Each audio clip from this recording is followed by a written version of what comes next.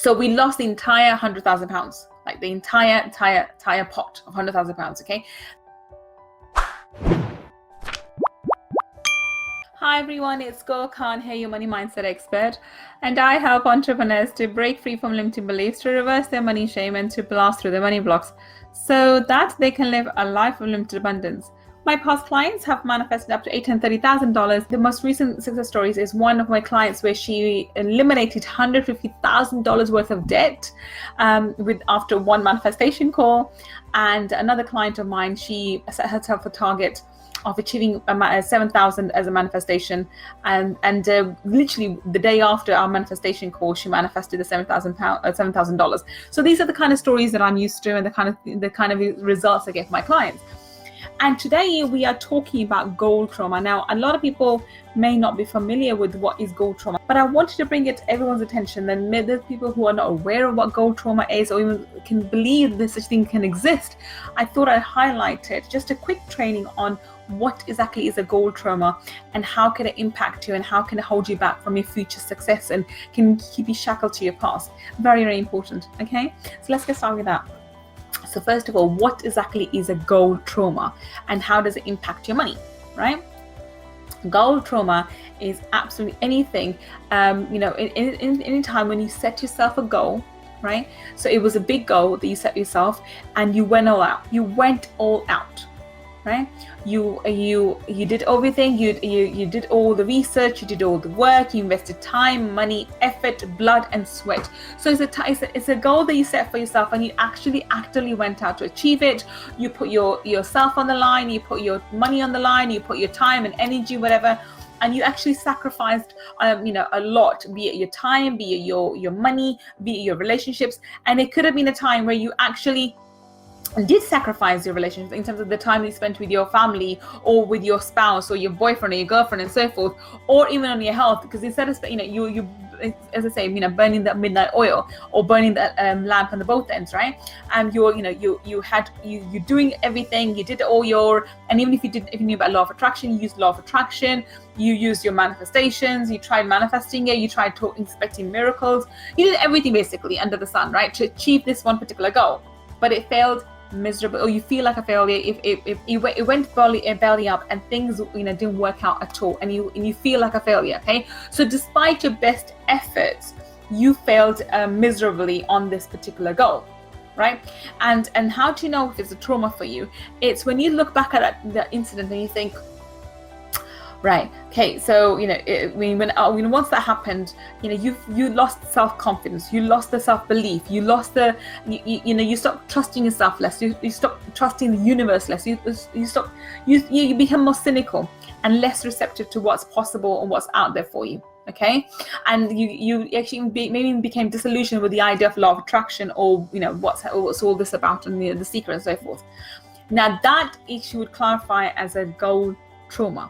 And if you have that means, now psychologically speaking, what will happen is you will develop patterns of self-criticism and self-sabotage. So you will not allow yourself to, one, dream big, and two, you will not allow yourself to explore the possibilities, or even see the possibilities, opportunities around you. Okay, because you're so focused on everything that was wrong and everything that went bad. Okay. Energetically speaking, what you have is, this has had a profound impact on your energy field. This will show up as energy blocks in your energy field, and it will be plugged into your energy field, the external field. Remember, your internal reality reflects your external reality, right? So if it's intermingled with the internal reality, these blocks will be in your outside external reality, and they will be plugged in there, right? So if your external reality is holding this energy from this past event, from this trauma, it's now a trauma, it's holding the energy there, you will, guess what, attract more circumstances which are similar to it. So you'll attract more events which cause you to have failure, more instances where make you feel like a failure, more instances which have the similar feelings to what this event did. See what I mean? So psychologically, it's going to pull you back into the same scenario, because you're actually now criticizing yourself. You're slipping into the old pattern of self-criticism and disbelief and lack of faith and self-confidence and so forth. But energetically also, you're attracting the circumstances, situations, and energies and people around you which are taking you back to this old trauma. Is it making sense? Right? So this is a double whammy. right? Psychologically and energetically, you are stuck in your old pattern, and therefore you repeat the incident again and again. So therefore, this is why people who fail one thing, they think they fail again and again, and they're afraid of trying something new. And even if they do try something, they don't put their heart and soul into it. They don't put the full, the full energies into it, because they're afraid that they're going to end up failing anyway, right? And this is why it's so important, before you set yourself a new goal, especially when it comes to finances. If you set yourself a big goal, you actually clear the old goals first. And I'm going to share a story with you guys about how this impacted me in my personal life. So, I think I may share this before, but I'm sharing again. So I even though I'm a lawyer by trade, my ex-husband is an entrepreneur. So he went and he did set business up, and he did various businesses and so forth. Some he wins, some he didn't win, whatever, it's LOE. But I also, was encouraging him behind. We worked together, and we decided to put. So we had this pot of money, about £100,000, which in 2012, which could have easily bought us a very nice, it was a nice big deposit for, a 5-bedroom house in London. Instead of going and buying our, 4 or 5-bedroom house we wanted it back, in at that time in Chigwell and that sort of area, we put that money into a business, and we put into a care home business, which my sister-in-law did at the time. So I thought we did the research. We thought I did it with my cousin, and I thought we did it with research. Now we put 100,000 of our money into this project. Okay, it was projected to make £1 million over the next 2 years and stuff. It was a very huge project. We put £100,000 in of our own savings, not borrowed, not anything, and we went to work. And no, actually, I went to it, because it was a joint decision that he and I made, me and my ex-husband, but it was a joint decision, and we went to work, and I did everything. Now, my gosh, guys, I did everything under the sun. I mean, I'm a lawyer, so I'm used to reading, policy and procedures. I read everything. I'm being dyslexic, that's not even hard, right? But I read everything on policy and procedures. We had set our own policy and procedures. We had everything under the sun for the care home. Everything, care home and domiciliary care we were doing. I did everything. I set up the company. I got the license, which to get a license from and be licensed by the Quality Care Commission was absolutely horrendous and never heard of, and I did it first time around. I didn't fail. The very first time we applied, within a few months we had the license. I had every accreditation under the sun. We were like 5-star service provider. I did everything. You can imagine everything under the sun. I did. I put my heart and soul into it. I put my kids and my son at the time. This is back in 2012, or 2013 rather. My son was like 2. I put him into nursery, and my daughter was extra care. So I even took time out for my children to be able to do this and set this business up. And for a good year, I spent my time, my energy on this business, right? And I failed miserably. It was awful. I just couldn't make it work. Okay, we lost out so much money, and in the end, we were so financially strapped for cash that we just gave it away to somebody instead of selling the business. And we were expecting to get money back, and they never did. And what happened to it? And it went belly up. Okay, it went belly up, and everything went topsy-turvy, and nothing became of it. So we lost the entire £100,000. Like the entire pot of £100,000. Okay, this was a major trauma for me. Major trauma for me. Now, when I talk about it all laughingly, right? Like, haha, we lost £100,000. It's not a laughing matter for us, because that's my sole safe, life savings, right? And this was a trauma for me. Right, so it was a fun. There's 2 types of trauma. There's financial trauma and goal trauma. So this is both. It can be classified as financial trauma as well as goal trauma, because we lost money, and the fact that I put so much time and energy, and so much energy behind it, that I still couldn't materialize. There's absolutely nothing that I could do to make this business work. I tried everything. I left no stones unturned. I approached all the councils and had everything, and sometimes when you fail on these things, the failures are unexpected or kind of like a surprise. And this was a surprise for me. I thought, if I do everything correctly, if I'm the best provider out there, why would I not get clients? But I just couldn't get the clients, because I couldn't approach clients directly. I had to get them to the council, and the council had the procedures which I followed, and I still couldn't get it because there's other things happening in the councils. That's another story for another day.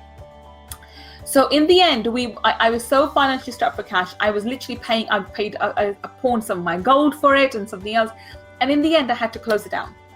right? We walked away from it. So I walked away from it after a year, and after about 13 months rather, putting my heart and soul into this project and dreaming big and thinking this is going to be, set for me, my kids for life and and whatever else, and all the projection, all the business plan, everything went belly up, went topsy-turvy, right?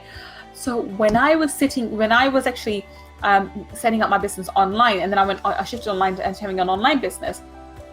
That's when I realized, and there's times when I just was afraid of setting up the same sort of targets, same sort of beliefs, and same sort of ideas, like, can I make $1 billion? Can I do this? Can I do that?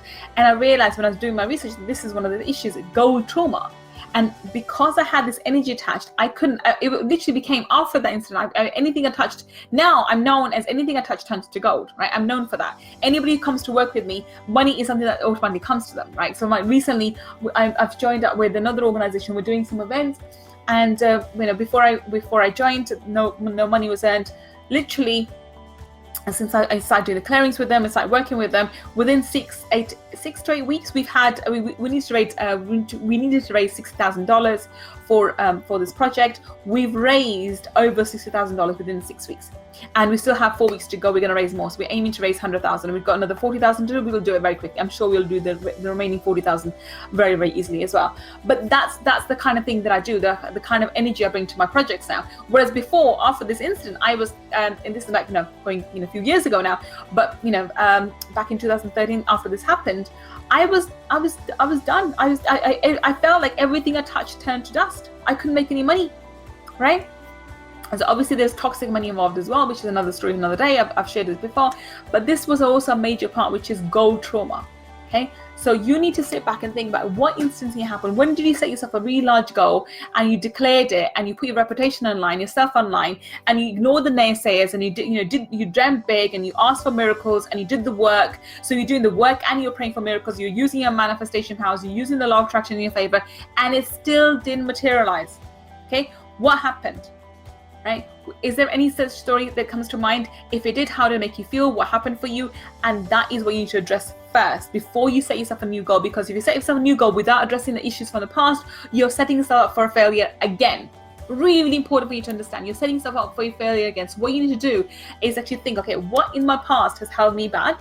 Okay, so what in my past did I fail at? Do I think I failed at? Because there's not failures. There are only lessons, by the way. There are no failures. There are only lessons. So what in the past when I set myself on this really gigantic goal and I didn't achieve it? What stopped me? How did it hold me back? And how has that impacted me going further? Right? Look at that. Look at that first and address it. And change your energy around it. There's many techniques out there. You can use EFT, Psychic K. Work with an energy healer like myself. I have my own personal modality of my voice and my tone and tonality of my voice and so forth. But do something around it. Work your energy around that first before you set yourself a new major goal. Because if you set a big, major, gigantic goal for yourself, for example, if you're earning $2,000 at the moment and you want to start earning $20,000 per month, then that's a giant goal. For you to achieve that, you have to address all the past traumas first before you can achieve the other goals. Because otherwise, you keep attracting situations, people, and ideas to yourself, which keeps you in self-sabotage, which keeps breaking which keeps negating your efforts. Okay, I've had this experience in my life. Every time I have a failure, or I feel like there's a failure, I think about, okay, what have I done, or what can I do differently? What is it that what's in my past is similar to this, which is holding me back? So what in my past is attracting is in my energy, is attracting similar energy, which causes this so-called failure at the moment. Right? And that could be for anything. And I'm going to share another story that with this, recently, where one of my recent issues is I trusted somebody again. I'm a very trusting person. So because I'm very ethical and I'm very authentic and real, I'm also very naive. I believe everybody else is also. So even though my intuition, I have very, very powerful intuition, I still trust people very easily. I'm a very trusting person. Because I wouldn't lie to you. I don't expect you to lie to me. I don't think that you will lie to me. Okay, that's naivety, but that's just who I am. That's my energy. So one of my recent lessons, which was a major financial trauma, Again, it could be financial trauma for me again. I learned the issue, that what I learned from it, and I picked myself up very quickly from that. What I learned from that was I didn't trust my intuition enough. My intuition was screaming at me, but I negated my intuition and went ahead and used my logical mind. I thought my intuition was just being silly. I thought that I'm just being judgmental or silly about this person, and it wasn't. I was correct about that person, but I thought I wasn't, and in the end, I lost out. Okay, the lesson from there was to trust my intuition. So every past incident would give you a lesson that you need to learn, and you absolutely need to learn that lesson. And the example here would be, for example, the story I share is, if you have for example, if your house is burning down and all your worldly possessions are there, and in those possessions is a diamond, this magnificent and really highly valuable diamond in there. You go away to maybe, to the cinema, come back and see your house is burned down. And after you get over the initial shock of, being upset and whatever, your house is burned down, what would be the first thing you look for? You look for the diamond, because you can salvage something from this, this disaster, right? The diamond is the lesson and the experience you've picked up from the event. You need to go and address whatever incident is and see what lessons you've learned, what experience have you gone through it, how can you make it better, because all your past instances will make you smarter and make you more intelligent and would make you more equipped to achieve your goals faster in the coming days and weeks and months. Okay, that is the promise. Your past events, your past experiences will give you the necessary lessons and the necessary intelligence and the experience required to achieve your goals faster moving forward. So use your past experiences as a way to actually help you move forward rather than actually keeping you back where you are. So I hope you enjoyed today's training. It's just a quick short one, and I want to talk about goal traumas and how they can hold you back. Hope you appreciate it, and I'll see you next time. Take care and bye for now.